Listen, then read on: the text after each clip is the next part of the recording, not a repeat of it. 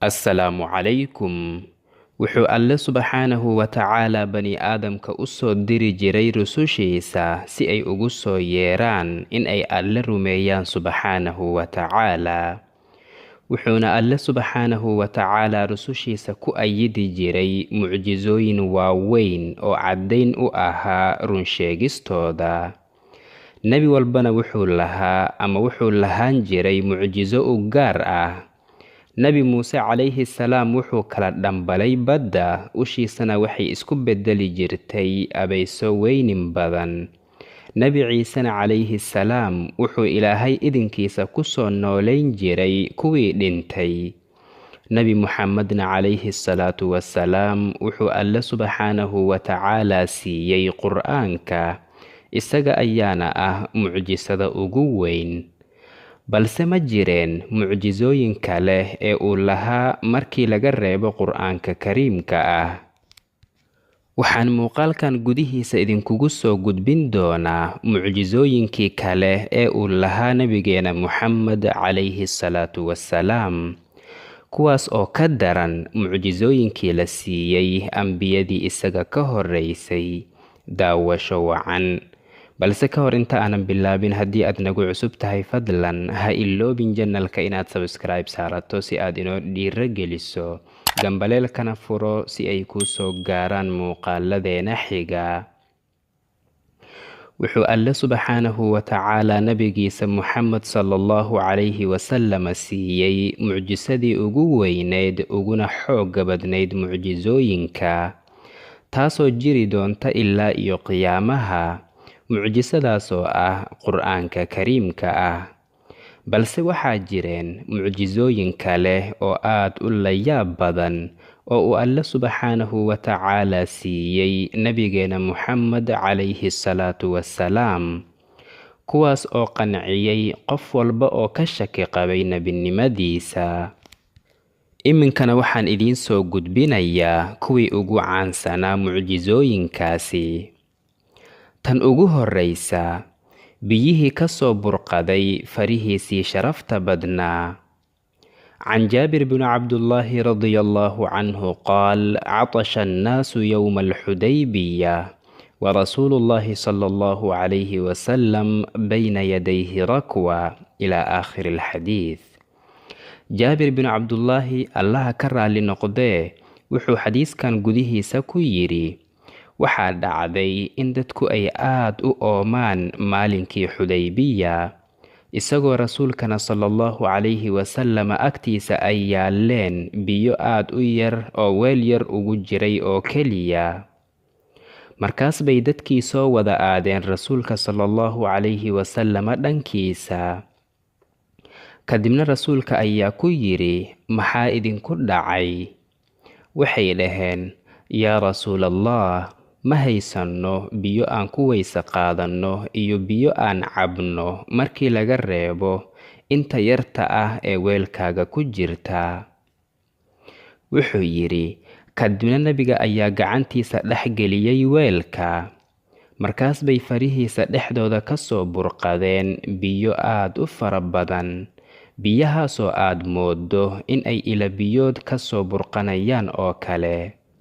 Wuxuu yidhi, kadibna biyahaas ayaan dhammaanteena ka wada cabnay oo aan ku weyse qaadannay. Jaabir ayaa la weydiiyey, imise qofood ayaad ahaydeen maalinkaas? Wuxuu yidhi, xitaa haddaan ahaan lahayn 100,000 waa ay nagu filnaan lahaayeen, balse waxaan ahayn 1,500 oo qofood. Mucjisada labaad, mucjisadii badashada raashinkii yaraa. Waxay Nabiga sallallahu calayhi wasallam iyo asxaabtiisa 3 maalmood ku sugnaayeen Khandaq iyagoon afkooda saarin wax la cuno. Markaas buu Jaabir bin Cabdullaahi, Allaha ka raali noqdee, wuxuu gowracay waxar yar. Xaaskiisuna waxay dubtay 1 sacab oo qamadi ah oo ay raashin ka haysay. Kadibna wuxuu Jaabir radiyallaahu canhu si hoose ugu yeeray Nabiga sallallahu calayhi wasallam keligiisa. markaas buu nebigu sallallahu calayhi wasallam u dhawaaqay dhammaan asxaabtiisa ama asxaabtii la joogtay khandaq, isagoo dhammaantooda ugu yeedhay cuntadan aadka u yar. kadibna rasuulka ayaa markii uu yimid guriga wuxuu ku tufay oo barako ugu duceeyey weelkii cajiinka iyo digsigii uu ku jiray hilibkii yaraa. jaabir wuxuu yidhi, maalinkaas tiradoodu waxay ahayd 1,000 qofood. ilaah baan ku dhaartaye waa ay ka wada cuneen dhammaantooda ilaa ay ka wada dhergeen oo ay ka laabteen, isagoo digsigeena uu sidiisa yahay oo aanay waxba ka nuqsaamin, oo cajiinkiina weli sidiisa loo dubayay. mucjisada saddexaad, kala jeexidii laabtiisa. waxay mucjisadani dhacday markii uu nebigu sallallahu calayhi wasallam ahaa wiil yar oo uu baadiyaha la joogay xaliimatu sacdiya oo ahayd hooyadii nebiga soo nuujisay sallallahu calayhi wasallam. markaas oo uu u yimid jibriil calayhi salaam oo kala jeexay laabtiisa oo kadibna ka soo saaray wixii xumaan iyo shar ahaa. waxaa Anas ibnu Maalik allaha ka raali noqday laga wariyey in jibriil uu u yimid nebiga sallallahu calayhi wasallam isagoo carruurta la cayaaraya. markaas buu qabtay oo la xarbiyey, kadibna laabtiisa intuu kala jeexay ayuu wadnihiisa soo bixiyey, kadibna wuxuu ka jaray cad yar. markaas buu yidhi, tani waa qaybtii uu shaydaanku lahaa. kadibna wuxuu ugu dhaqay weel ka samaysan dahab oo ay ku jireen biyaha zamzam. kadib markii uu u dhaqayna wuxuu ugu celiyey booskiisa. markaas bay carruurtii iyagoo cararaya u yimaadeen xaliimatu sacdiya oo ku dhaheen, muxamed waa la dilay. markaas bay u soo carareen si ay u soo eegaan. kadibna waxay u yimaadeen isagoo midabkiisu isbedelay. Anas wuxuu yidhi, waxaan feerihiisa ku arkayay duntii lagu tolay raadkeeda. mucjisada afraad, kala dhambalmidii dayaxa. tanina waxay ka mid tahay kuwii ugu waaweynaa mucjisooyinkiisii muujinayay runsheegistiisa. waxay ahlulmaka nabiga sallallahu calayhi wasallam weydiiyeen in uu tusiyo aayad muujinaysa nebinimadiisa.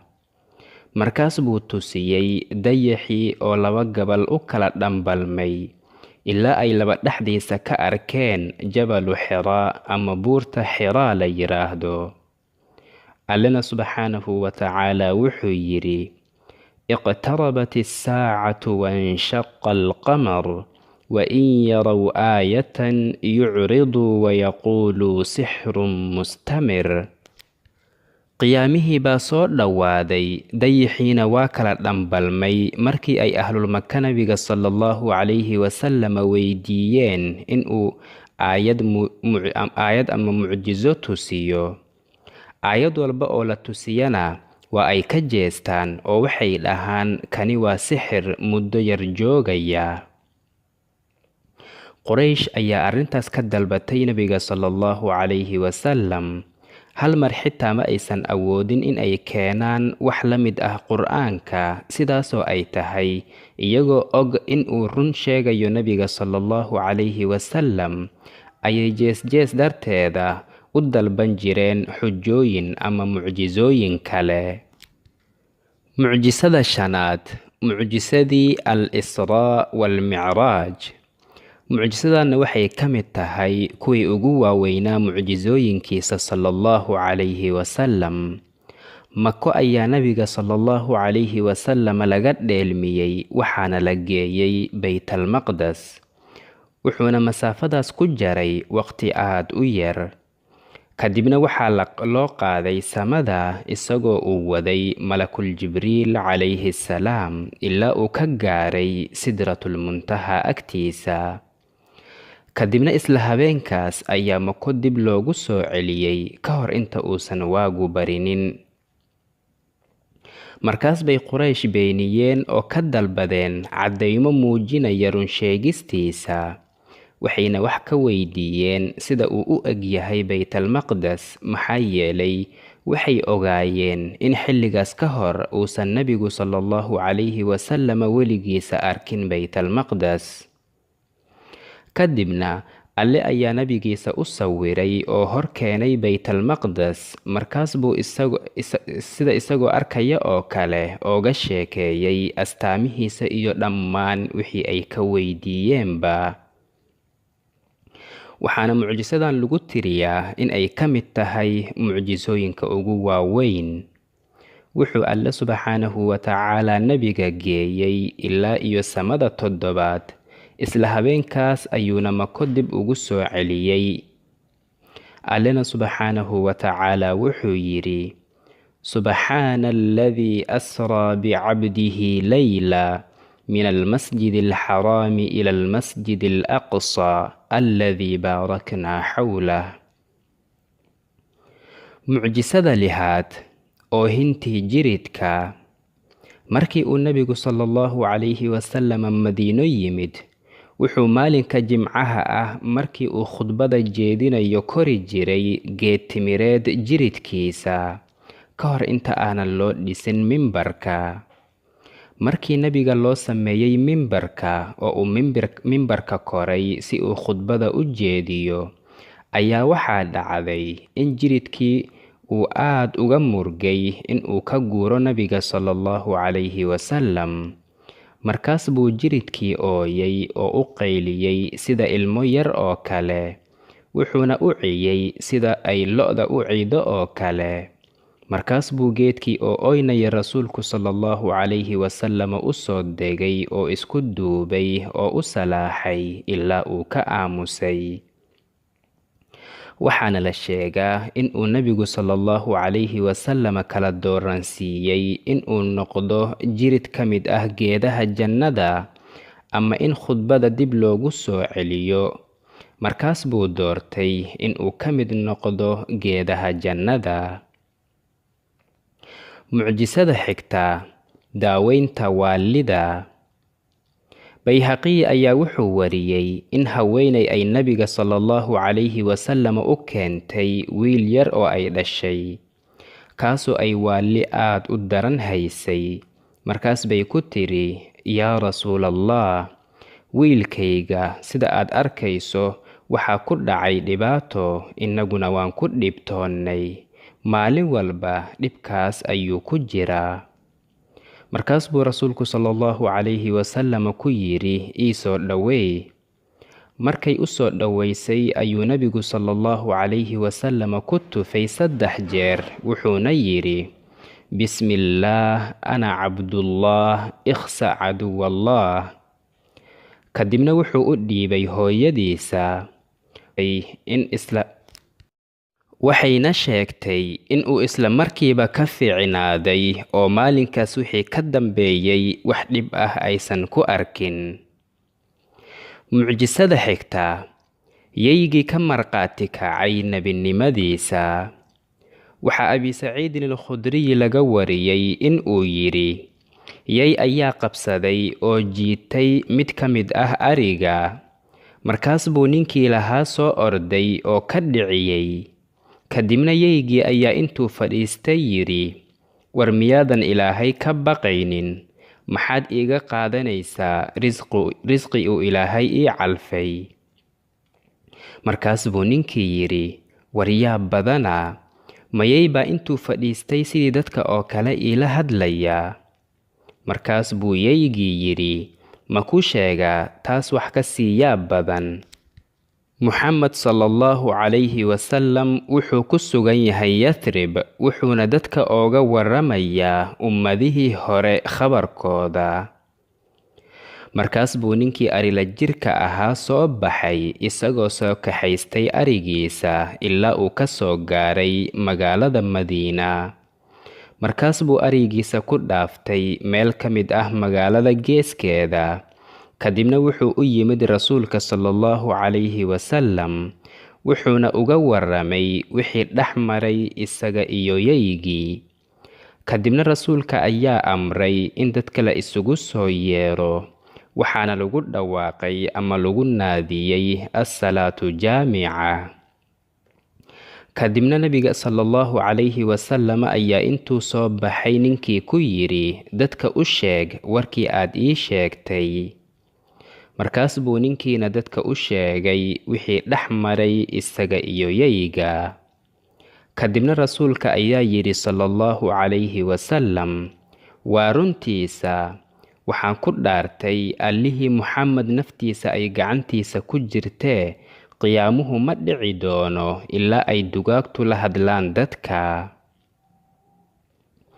ugu dambayntii, mucjisada hadlidda uu hadlay hilib arigii la sumeeyey, taasoo ahayd markii ay yahuudiyaddii la odhan jiray zaynabata ibnatulxaaritha ay isku dayday in ay sumayso nabiga sallallahu calayhi wasallam.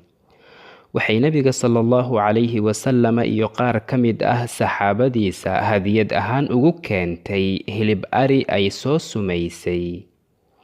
markaas bay u fadhiisteen oo bilaabeen in ay cunaan, waxayna saxaabadu nabiga sallallahu calayhi wasallam siiyeen lugta, maadaama ay ogaayeen in uu jecel yahay lugta.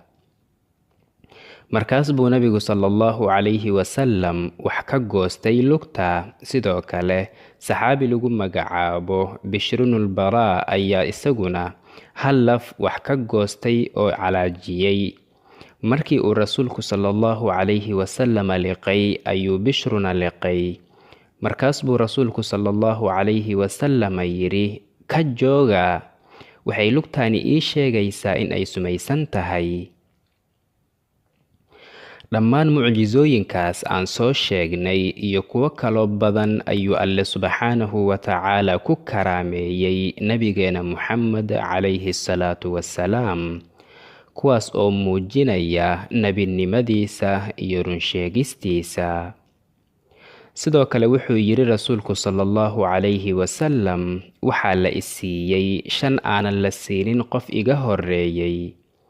waxaa la iigu gargaaray in gaaladu ay iga baqaan anigoo u jira meel bil dhan loo socdo. dhulkana waxaa la iiga dhigay mid daahir ah oo meel walba lagu tukan karo. qof walba oo ummadayda ka mid ah ha ku tukado meeshii ay salaadu ku gaarto. sidoo kale waxaa la ii banneeyey khaniimooyinka, mana aysan u bannaanayn kuwii iga horreeyey. waxaana la isiiyey shafeecada. nebi walbana qoomkiisa ayaa loo diri jiray, balse aniga waxaa la ii soo diray dhammaan bani aadamka. waxaan filayaa inaad ka wada faa'iidaysateen muuqaalkan. haddii aad ka faa'iidaysatay, fadlan ha iloobin inaad like saarto oo aad u sii sheer garayso asxaabtaada. haddii aad nagu cusub tahayna, fadlan ha iloobin janalka inaad subscribe saarato si aad inoo dhiiro geliso, gambaleelkana furo si ay kuu soo gaaraan muuqaaladeena xiga. hana iloobina inaad aragtiyadiina noogu reebtaan qaybta hoose ee commentiska. هذا والله سبحانه وتعالى أعلى وأعلم، وصلى الله وسلم وبارك على سيدنا محمد وعلى آله وصحبه أجمعين، والسلام عليكم ورحمة الله وبركاته.